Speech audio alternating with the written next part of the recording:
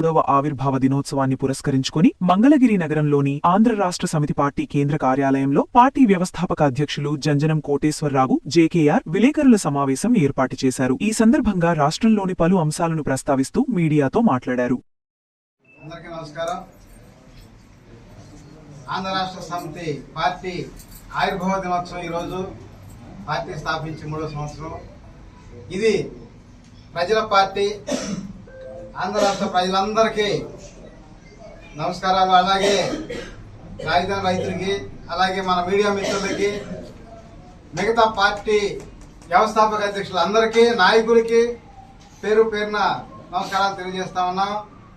ఎందుకంటే ఇవాళ మన ఒక స్వతంత్ర దేశం, ఒక ఆంధ్రప్రదేశ్లో స్వేచ్ఛ కోల్పోయాం అనిపిస్తుంది చూస్తుంటే. రాజధాని పేరు చెప్పుకొని భూములు తీసుకోవటం, అమ్ముకోవటం తప్పితే పరిపాలన కనపడతల. గతంలో హైదరాబాద్లో హైటెక్ సిటీ నేను కట్టా అని చెప్పుకుంటాడు ఇప్పుడున్న సీఎం గారు. ఆనాడు 10-15 వేలు ఎకరం కొనుక్కొని 40-50 కోట్లకు అమ్ముకున్నారు ఎకరా. అలాగే 2014లో ముక్కు పొడతో సహా ఇంటికి పంపిస్తా, రుణమాఫీ చేస్తా అని చెప్పి ఆయన ఆ విషయం మర్చిపోయి రుణమాఫీ పోయింది గాలిలో. 5 దఫాలు అన్నాడు, 5 లక్షణాలు అన్నాడు. అది ఇది అయిపోయింది 5 ముక్కలు. తర్వాత రాజధాని భూములు తీసుకున్నాడు 12 సంవత్సరాలు. అది పోయింది డెవలప్మెంట్ చేయకుండా. మళ్ళీ గెలిస్తే డెవలప్ చేస్తా అని చెప్పి మళ్ళీ ఏవో అబద్ధాలు చెప్పి మళ్ళీ వచ్చారు. మళ్ళీ ఇప్పుడు సెకండ్ పూలింగ్ అన్నారు. ఎందుకు చెప్తున్నా అంటే ఇదంతా నేను సెకండ్ పూలింగ్ మీద 280 రోజు ఈ రోజు 208 రోజులు. ఎందుకంటే రిలే నిరసన దీక్ష చేసాం రైతుల కోసం. 208 రోజులు చేస్తుంటే అనేక ఇబ్బందులు, దౌర్జన్యాలు, డిపార్ట్మెంట్లు పెట్టి దాడులు చేపేయటం, అనేక ఇబ్బందులు పెట్టారు, అనేక ఇబ్బందులు గురి చేశారు. అయినా సరే ప్రజల కోసం పట్టు ఎడవని ఇక్కడ మార్కుల్లో పోరాటం చేసుకుంటానే వస్తున్నారు. ఎందుకంటే ఈ జేకేఆర్ ఆంధ్ర రాష్ట్ర సమితి పార్టీ స్థాపించిందే ఎస్సీ, ఎస్టీ, బీసీ మైనార్టీల్ని సీఎం చేయాలని, ప్రతి కుటుంబం 10 కోట్ల ఆస్తి పనులు చేయాలని. ఎందుకంటే మీకు ఓ 2 కుటుంబాలు 2 వ్యక్తుల మీద అపారమైన ప్రేమ అయిపోతుంది. ఏం చేస్తాం, వాళ్ళు అసలు తట్టుకోలేకపోతున్నారు. లక్షల కోట్లు ఏం చేయాలి అర్థం కావట్లా. మీరు ఎటు ఓట్లు వేస్తున్నారు కదా వాళ్ళకి, ఈయన కాకపోతే ఆయనకి వేస్తున్నారు, ఆయనకైతే ఈయనకి వేస్తున్నారు. మాకు తప్పితే ఇంకెవరికి వేస్తారు ఈ అమాయక ప్రజలు అని చెప్పి విదేశాలు పోయి పుట్టినరోజులు చేసుకున్నారు 100,000 కోట్లు పెట్టి. అలాగే లక్షల కోట్లు ఫస్ట్ పూలింగ్ అని, సెకండ్ పూలింగ్ అని, హైటెక్ సిటీ అని చెప్పి 10-15 వేలు కొనుక్కొని 50 కోట్లు 100 కోట్లకి అమ్ముకొని లక్షల కోట్లు వాళ్ళు గడిస్తున్నారు. పాపం మీకు అర్థం కాదు. 5 కోట్ల మంది ప్రజలకి అమ్మ మీ కాళ్ళు మొక్కుతానమ్మా, ఒక్కసారి మన పార్టీ కొట్టేయండి. 2019లో మన జగన్ గారు ఏం చెప్పారు, ఒక్క ఛాన్స్ అన్నారు, ఇచ్చారు కదా. ఆయన 3 రాజధానులు అన్నారు. సరే ఏదన్నా కానీ ఆయన చేతనే ఆయన చేశాడు. కొన్ని మంచిగా ఉన్నాయి, కొన్ని చెడ్డగా ఉన్నాయి, ఏదన్నా కానీ. తర్వాత ఈయన ఏం చేశాడు, ఎన్టీఆర్ మా అల్లుడు కదా పార్టీని అప్పచేత ఆయన చేతిలో సీఎం పదవితో సహా లాగేసుకున్నాడు పార్టీని. ఆయన నమ్మి ఓటేస్తున్నారు 30 ఏళ్ల నుంచి. ఇటు కాకపోతే అటు కాకపోతే ఇటు. ఆయన ఏం చేశాడు, 2014లో రుణమాఫీ అంటాడు, ఏం చేయడు. 2002లోనేమో కరెంట్ లేకుండా చేశాడు, అది అయిపోయింది. మళ్ళీ ఇప్పుడు గెలిచి పూలింగ్ అని చెప్పి మళ్ళీ సెకండ్ పూలింగ్ అని ఈ విధంగా దోసుకుంటున్నాడు. పద్దాకి విదేశాలు పోతారు. నేనేదో ఒక కొత్త న్యూస్, 23 లక్షల కోట్ల ఉద్యోగాలు అంట. అంటే ఒక్కొక్కరికి ఒక 2,700 ఉద్యోగాలు వస్తాయి. ఏంటయ్యి అంటే ఎందుకు చెప్తున్నానంటే ఆంధ్ర ప్రజలందరూ కూడా అమ్మ అందరూ పాదయాత్రలు చేస్తారు, మేము పాదాలకు మొక్కే యాత్ర చేస్తానమ్మా. ఒక్కసారి ఆయన 19లో ఒక ఛాన్స్ చూశారు, 24లో ఆఖరి ఛాన్స్ చూశారు, రేపు 29లో కొత్త ఛాన్స్. మమ్మల్ని చూడండి అమ్మా, కొత్త పార్టీని కోటేశ్వరం ఒకసారి చూడండి.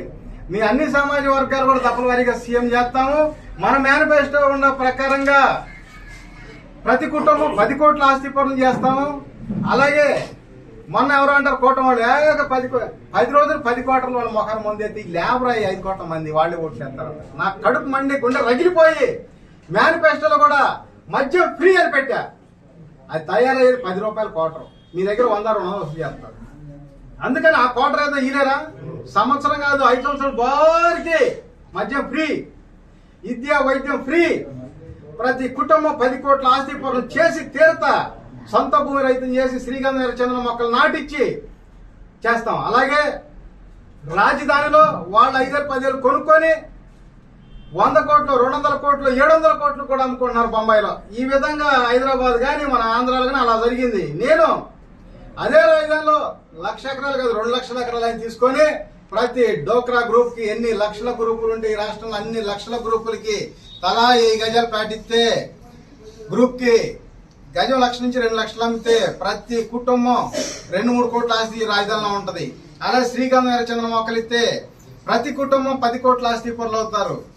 ఈ విధంగా ఆలోచన చేసి ఈ ప్రభుత్వాలు ఈ పార్టీని చూసి వాళ్ళ అబద్ధాలను చూసి భరించలేక మనసు చలించి ఈ యొక్క ఆంధ్రప్రదేశ్ ప్రజల కోసం ఈ ఆంధ్ర రాష్ట్ర సమితి పార్టీ స్థాపించడం జరిగింది. ఈ జేకేఆర్ ఊపిరి ఉన్నంత వరకు ఈ ప్రజలు ఈ రాష్ట్ర ప్రజల కోసం పోరాటం చేస్తూనే ఉంటాం. నేను ఏదో ప్రజల దగ్గర నుంచి వాళ్ళు దోసుకున్నట్టు దోసుకోం.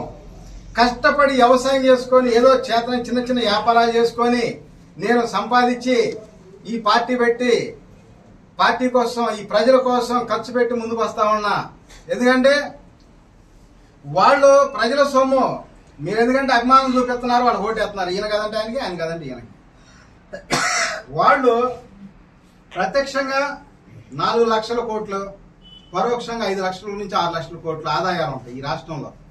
ఎందుకంటే యాడ్ చైర్మన్లు కానీ లేకపోతే సీసీఐ పత్తి కానీ ఇంకా ఏరే పొగాకు ఏరే ట్యాక్స్లు ఎన్నో వస్తాయి. ఇవన్నిటి మీద కనీసం 10 లక్షల కోట్ల ఆస్తి వచ్చింది ఆదాయం సంవత్సరానికి.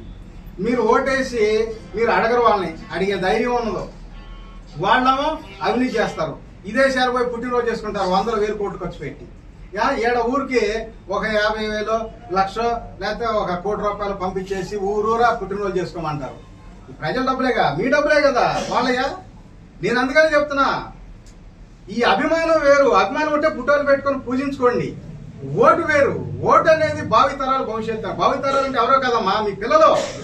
నా కోసం కాదు, మీకోసం, మీ బిడ్డల కోసం, మీ బిడ్డ భవిష్యత్తు కోసం ఆంధ్ర రాష్ట్ర సమితి పార్టీ కోటేయండమ్మా. నెక్స్ట్ 29లో 100% ఈ మేనిఫెస్టోలో ఉండే మొత్తం కూడా జరిగి తీరతాయి అంతే అనుమానం లేదు. ఎందుకంటే అంత ఆదాయం ఉంది మన రాష్ట్రానికి. కొందరే దోసుకుంటున్నారు, దాచుకుంటున్నారు. అందుకని చెప్పి అభిమానించండి. సినిమా యాక్టర్ని అభిమానించినట్టు రాజకీయ నాయకులు కూడా అభిమానించండి. అంతేగాని అభిమానం ఎక్కువైపోయి ఈయన కాదంటే ఏమంటే ఆయనకి, ఆయన కాదంటే మన నెక్స్ట్ ఈయనకి ఈ విధంగా వేసుకుంటూ ఓడిపోతే ఆ ఏదో కొద్ది పర్సెంట్ 1-2% వాళ్ళే బాగుపడుతున్నారు. వేల లక్షల కోట్లు సంపాదిస్తున్నారు. మీ భవిష్యత్తు ఏంది? మీ పిల్లల భవిష్యత్తు ఏంది? అందుకని మన ఆంధ్ర రాష్ట్ర సమితి పార్టీకి ఓటేసి గెలిపిమని చెప్పి నేను ఈ రాష్ట్రంలో 5 కోట్ల మంది ప్రజలందరూ కూడా పాదాలకి మొక్కి మరి నేను నమస్కారం పెట్టి దండం పెట్టి మరి ఏడుకుంటున్నానమ్మా. ఓటు వేయండి అయ్యా, మీ భవిష్యత్తు మారింది, మీ బిడ్డల భవిష్యత్తు మారిద్ది.